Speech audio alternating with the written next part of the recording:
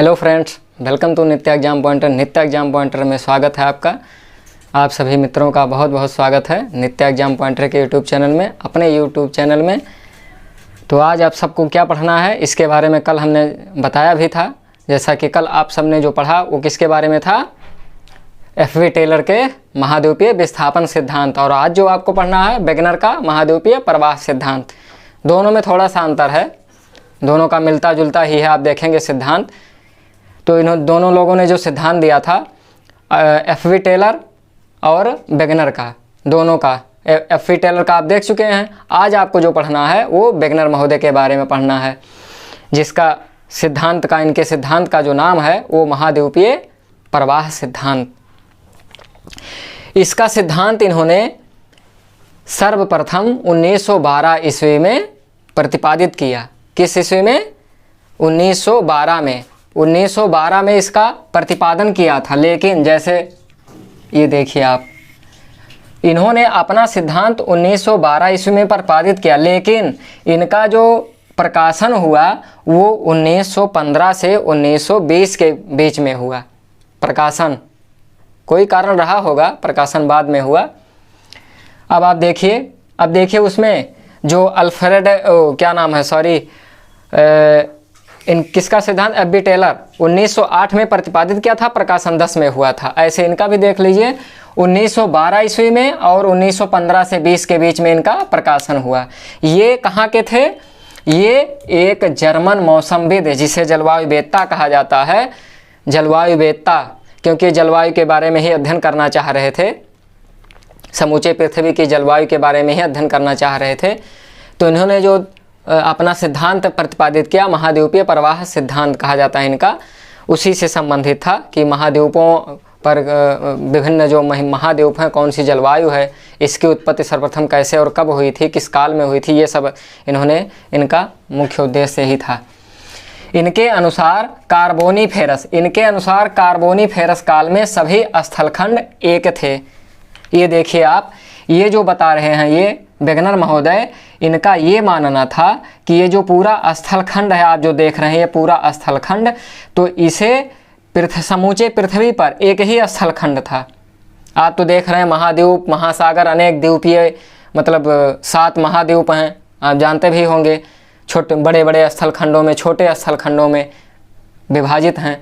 तो इनका मानना था प्रारंभ में जो स्थलखंड था वो एक ही स्थलखंड था, जिसे इन्होंने जो नाम दिया स्थलखंड का, पैंजिया स्थलखंड का नाम दिया। और जो इसके चारों ओर जल का विस्तार था उसे पैंथलासा नाम दिया। अब ये पैंथलासा नाम क्यों इन्होंने दिया? इनका मानना था कि जब पृथ्वी अपने अक्ष पर घूम रही थी तो घूमने के कारण, इसकी गति तेज थी, तो घूमने के कारण उससे उसका एक टुकड़ा अलग होकर चंद्रमा बना। जैसे एफ.वी. टेलर महोदय ने बताया था कि पृथ्वी से ही चंद्रमा की उत्पत्ति हुई है। इन्होंने भी यही माना कि चंद्रमा की उत्पत्ति पृथ्वी से ही हुई है, लेकिन ऐसा नहीं है। आधुनिक सिद्धांत के अनुसार ऐसा नहीं माना जाता, सुपरनोवा की विस्फोट के द्वारा ही माना जाता है। तो आप यहाँ देखिए, इन्होंने जो स्थलखंड का नाम दिया पैंजिया, और जो चंद्रमा जब निकल गया, इनके अनुसार, वेगनर महोदय के अनुसार, जो चंद्रमा निकल गया तो गड्ढा बन गया, तो उस गड्ढे में क्या हुआ, जल भर गया, पूरा जल भर गया। तो जो महासागर उत्पत्ति हुई, मतलब पृथ्वी पर महासागर बने, तो उसका इन्होंने नाम दिया पैंथलासा। ये ध्यान रखिएगा, पैंथलासा और पैंजिया, पैंजिया स्थलखंड है और पैंथलासा जलीय भाग है, ये ध्यान रखिएगा। अब आगे बढ़िए, पैंजिया और उसके चारों ओर जलीय भाग को पैंथलासा। ये पैंजिया और पैंथलासा, इसमें कन्फ्यूजन होता है, आपको बता दिए हैं, एकदम क्लियर हो गया है कि स्थलीय भाग पैंजिया और जलीय भाग पैंथलासा, ये ध्यान रखिएगा। पैंजिया का विभाजन कार्बोनीफेरस से ट्रियासिक युग तक हुआ। पुराजीवी पेलियोजोइक महाकल्प जो था वो कितने भागों में विभाजित है, जरूर कमेंट कीजिएगा। पेलियोजोइक महाकल्प जो था, पुराजीवी महाकल्प जिसे कहते हैं, पेलियोजोइक इरा, पुराजीवी महाकल्प को कितने भागों में विभाजित किया गया था, उसका जो काल था कितने भागों में बटा हुआ था, ये ज़रूर कमेंट कीजिएगा। जैसा कि हमने बताया भी है, पढ़ाया भी है। जो लोग नए हैं वो पिछला वीडियो देख लेंगे, भूगर्भिक इतिहास के बारे में है। पृथ्वी की भूगर्भिक इतिहास। तो जो नहीं देखे हैं वो देख लें एक बार, क्लियर हो जाएगा वहाँ से कौन सा काल किस समय में था, किसका महाद्वीपों का निर्माण कब कैसे हुआ उसके बारे में है। तो इन्होंने ये बताया कि कार्बोनीफेरस काल से और ट्रियासिक काल तक ये जो स्थलखंड है जिसे हम कहते हैं पैंजिया स्थलखंड, इस स्थलखंड का विभंजन 2 भागों में हो गया। किसके अनुसार? वेगनर महोदय के अनुसार। वेगनर महोदय के अनुसार कार्बोनीफेरस से ट्रियासिक युग के बीच में इस स्थलखंड का जो एक ही स्थलखंड था वो 2 भागों में विभाजित हो गया। एक का नाम इन्होंने अंगारा लैंड दिया, दूसरे का नाम दिया गोंडवाना।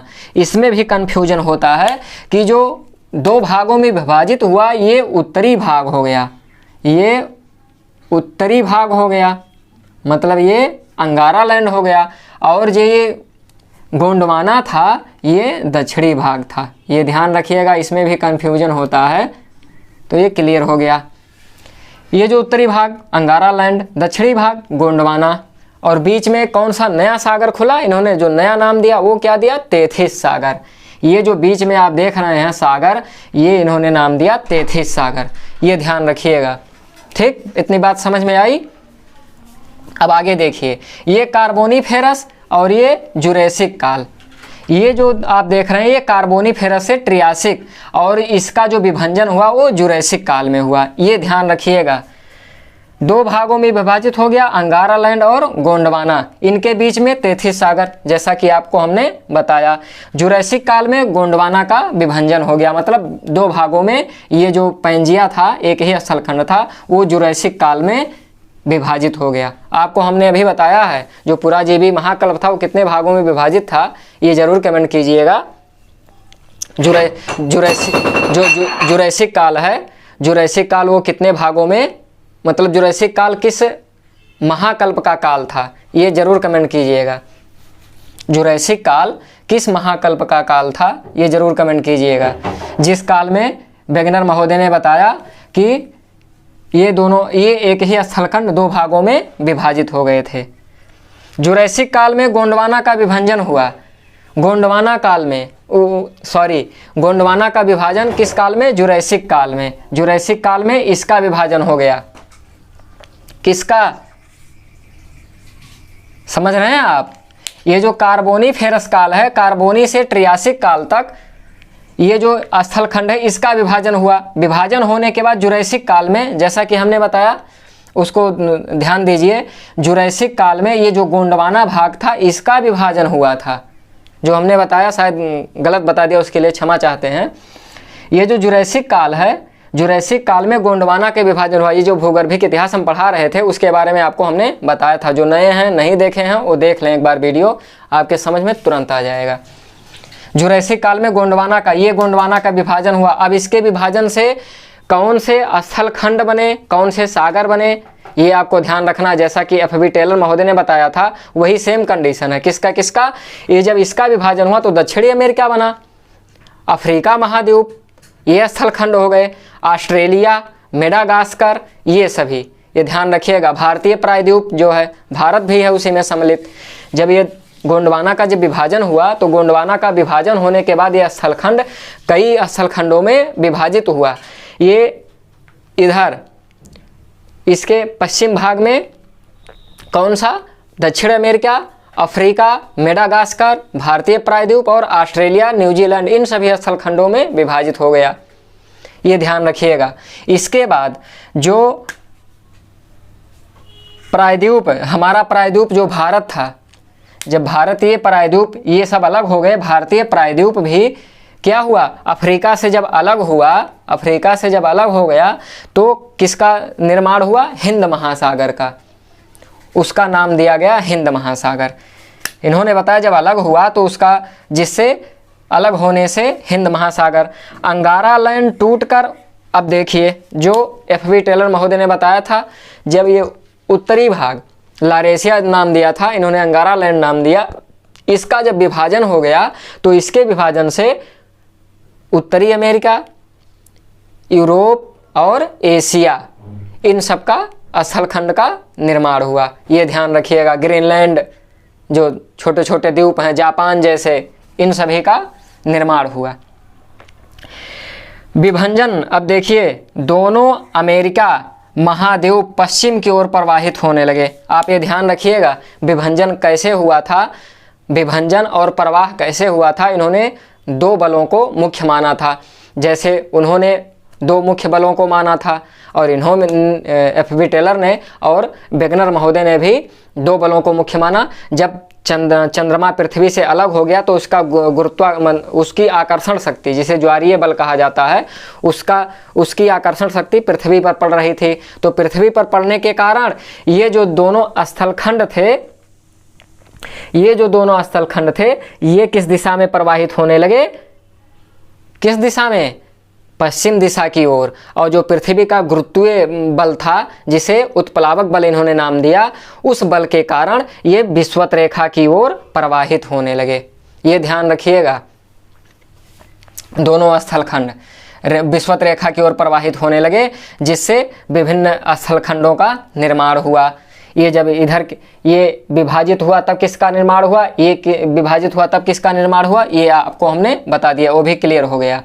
और जब ये दोनों स्थलखंड पश्चिम दिशा की ओर प्रवाहित हो रहे थे वेगनर महोदय के अनुसार, तो इनके किनारी तटों पर अवरोध उत्पन्न हुआ। क्यों अवरोध उत्पन्न हुआ? क्योंकि यहाँ इसके तटों पर निक्षेप था, नदियों द्वारा लाई गई निक्षेप जो जमा थे।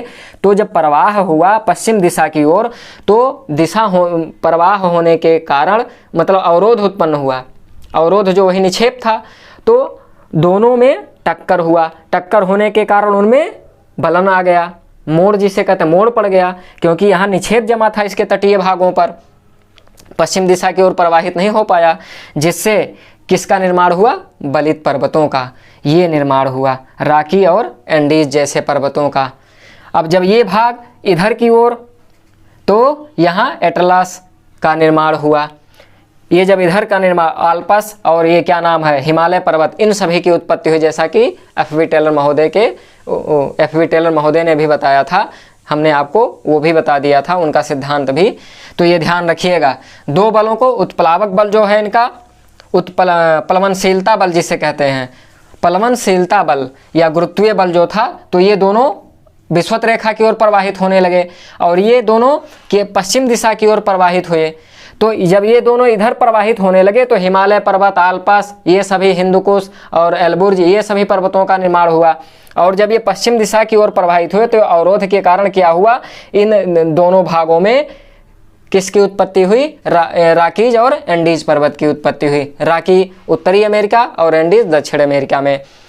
और जब ये प्रवाहित हो रहे थे, तब इनमें क्या हुआ, अवरोध भी आया और ये इनकी गति मतलब कम हो गई, प्रवाह होने की गति एकदम कम हो गई। तो इनके जो छोटे छोटे छूटे हुए भाग थे, स्थलखंड थे, उनकी जब उत्पत्ति हुई तो द्वीपीय रूप में हो गई, जिसे इन्होंने नाम दिया था द्वीपीय खंड, स्थलखंड। जैसे जापान हो गया, ग्रीनलैंड हो गया और ब्रिटेन हो गया, आयरलैंड हो गया, मेडागास्कर हो गया और न्यूजीलैंड हो गया। ये सभी क्या हैं, छोटे छोटे स्थलखंडों, द्वीप के रूप में इनका निर्माण हुआ। ये ध्यान रखिएगा। आगे बढ़िए। विभंजन का कारण हमने बता दिया, विषुवत रेखा की ओर गुरुत्वीय बल जो प्लवनशीलता बल था, उसका प्लवनशीलता बल। पश्चिम की ओर की प्रवाह का इन्होंने जो बल बताया, जो मुख्य कारण था, वो कौन था, चंद्रमा की ज्वारीय शक्ति। ये ध्यान रखिएगा। प्रवाह के समय अवरोध से महाद्वीपों के किनारे पर बलित पर्वतों का, हमने ये भी बता दिया आपको।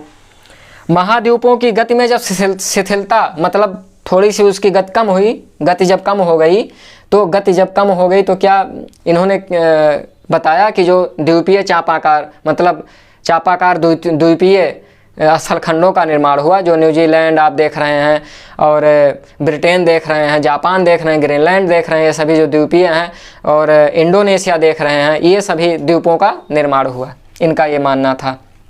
इनका मानना था कि जो स्थलखंड थे, तीन जो सियाल, सीमा, नीफे, उन्होंने सियाल और सीमा बताया था, इन्होंने सियाल और सीमा, नीफे 3 बताया था। सियाल, सीमा, नीफे, जो ये स्थलखंड था, 3 भागों में, मतलब इसकी जो परत थी, 3 परत थी, इन्होंने ऐसा बताया था। सियाल हल्का था, वो तैर रहा था, जैसा एफबी टेलर महोदय ने बताया था। अब देखिए भूवैज्ञानिक संरचना एवं पर्वत कर्मों में समानता।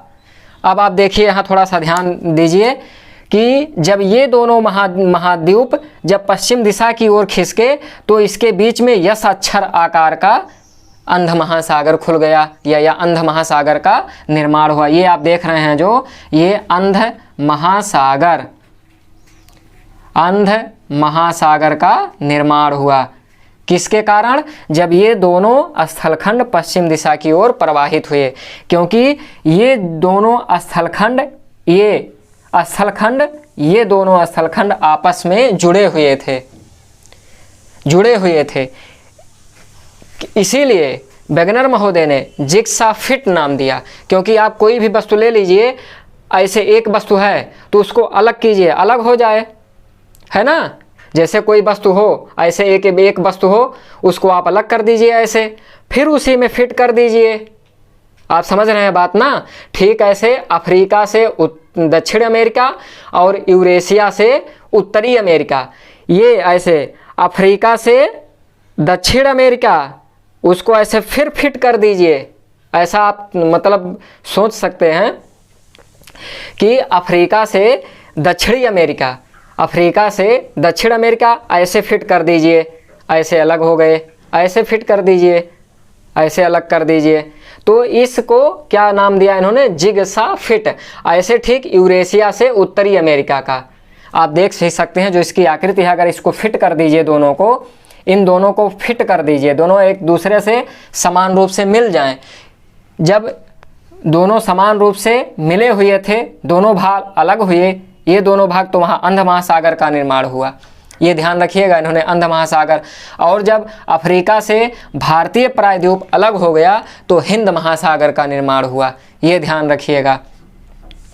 दक्षिण में दक्षिणी ध्रुव महासागर, जिसे अंटार्कटिका कहा जाता है, और उत्तर में आर्कटिक महासागर का निर्माण हुआ। ये ध्यान रखिएगा।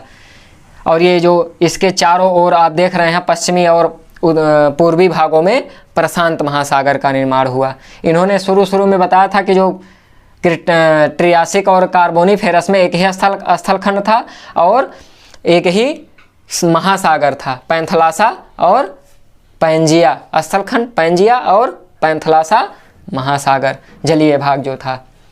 ये ध्यान रखिएगा। तो ये आप देख रहे हैं दोनों की बनावट। अगर इन दोनों को ऐसे फिट कर दें, जैसे हमने आपको बताया कि एक ही भाग हो, फिर ऐसे अलग कर दीजिए, तोड़ दीजिए उसको, फिर एकदम उसी में फिट हो जाएं। इन दोनों स्थलखंडों की तुलना इन्होंने ऐसे ही किया, इसीलिए इन दोनों का इसका नाम दिया जिग्सा फिट।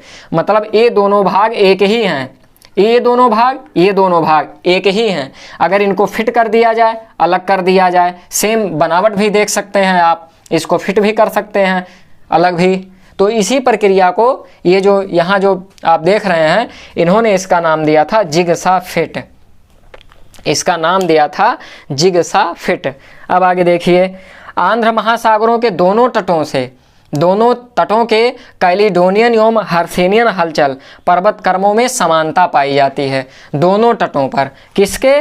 प्रशांत आंध्र महासागर, जो अटलांटिक महासागर है, दोनों तटों के कैलिडोनियन एवं हर्सिनियन जो हलचल हुआ था, उन पर्वत कर्मों का जो निर्माण हुआ था वो समान रूप से हुआ था। यह जो स्थलखंड का निर्माण हुआ था वो दोनों में समानता पाई जाती है। चाहे आप जलवायु की दृष्टि से देख लीजिए, इन दोनों की जो स्थिति है वो समान रूप से पाई जाती है।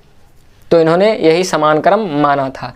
तो ये था वेगनर का महाद्वीपीय प्रवाह सिद्धांत। कल आपने जो पढ़ा था वो एफबी टेलर महोदय का था। एफबी टेलर जो उनका सिद्धांत था महाद्वीपीय विस्थापन सिद्धांत, इनका प्रवाह सिद्धांत। थोड़ा सा अंतर है, ये आप ध्यान रखिएगा।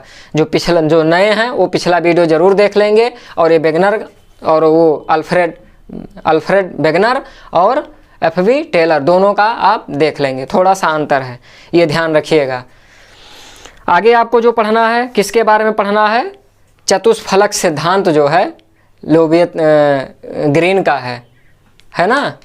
जैसा कि हमने आपको बताया था, लोथियन ग्रीन जो हैं उनका जो सिद्धांत है चतुष्फलक सिद्धांत, वो कल आपको पढ़ना है उसके बारे में। तो मिलते हैं फिर अगले क्लास में। तब तक आप अपना ध्यान रखिएगा और लाइक और शेयर कमेंट भी कीजिएगा। लाइक भी कीजिए, शेयर भी कीजिए, कमेंट भी कीजिए। क्लास कैसा रहा इसके बारे में भी कमेंट कीजिए। मिलते हैं फिर अगले क्लास में। तब तक के लिए जय हिंद, जय भारत, नमस्कार।